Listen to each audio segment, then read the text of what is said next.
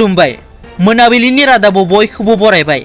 गिबि निउस आपडेटआव दङ BTR नि एम राकेश ब्रह्मआ हरखाबै फरायसालि नायगिदिंनानै गंसे फरायसालिखौ बन्द खालामदों।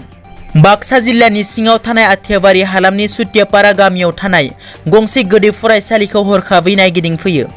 नायगिदिंफैनाय समाव फरायसालिनि सासेल' फोरोंगिरि मदन चन्द्र बर्मनजों BTR नि मावफुं सोद्रोमा राकेश ब्रह्मआ फरायसालिनि सोमोन्दै माखासे खोथा सावरायलायो। मख'नो गोनांदि थांनाय 1985 मायथाइयावनो गायसनजानाय बे गोदै फरायसालिया सरकारि जानायनि उनावबो फरायसालिनि न'फोरा दासिमबो मोजां हालोदाव गैया आरो बे फरायसालियाव सासेल' फरायसा दं।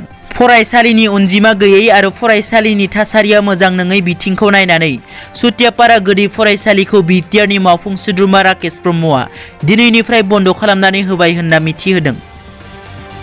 नैथियाव दङ UPPL नि नेहाथारि कनसुर आलीनि गारियाव अन्थाइ खुबैदों। UPPL दोलोनि नेहाथारि कनसुर आलीनि गारियाव सिनाय मोनै दुथांफोरा थांनाय हराव क'क्राझार जिल्लानि मागुरमारियाव अन्थाइ खुबैदों। बे जाथायनि सोमोन्दै UPPL दोलोनि नेहाथारि कनसुर आलीया फोरमायो दि क'क्राझारनिफ्राय फकिराग्रामाव गावनि न' फारसे AS1685321 नाम्बारनि मारुति गारिजों थांबाय थानाय समाव दुथांफोरा अन्थाइ खुबैना गाज्रियै खहा खालामो। बे जाथायनि सोमोन्दै लोगो लोगो फकिराग्राम पुलिसनो खौरां दैथायहरदों होनना रोखा बुंथियो कनसुर आलीया। थामथियाव दङ चिराङाव पुलिसा संदाननानै हाथियारनि गुलिजों लोगोसे सन्देह खालामजाथाव मैदेर हाथाय बोखांदों। मोनसे स्रोद सोलोंजों संदाननानै चिरां पुलिसा मैया बेलासियाव सिडली पुलिस थानानि बिबानगिरि आरो 38 नं बेटेलियन SSP नि जुथायै संदाननायाव बारग' NDPRD प्लेटुन कमान्डार जनेन नार्जारी उरुफे जेब्रा नार्जारीनिफ्राय नागिरनायाव गंसे AK सिरिज राइफल गर 93 गुलि, गर 9 राइफल गुलि, 7.65 पिस्तलनि गरसे गुलि, सन्देह खालामजाथाव थसे 700 ग्राम मैदेरनि हाथाय बोखांनो हायो होनना पुलिसनि सुलुङाव फोरमायदों।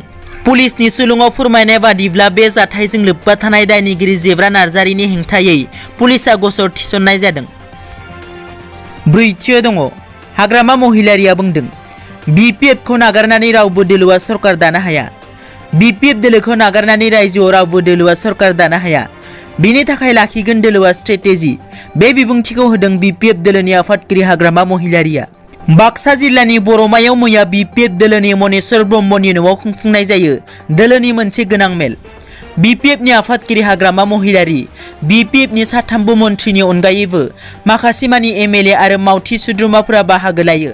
BPF नि आफादगिरि हाग्रामा महिलारिया बे सावरायमेलाव बाहागो लानानै 10 फेब्रुवारियाव बरमायाव BTC गोरोबथानि सान फालिनाय जागोन होननानैबो फोरमायो। दिनैनि रादाबा एसेनोसै। नोंथांमोना जुदि आंनि चेनेलखौ दासिमबो साबस्क्राइब खालामाखै अन्नानै साबस्क्राइब खालाम।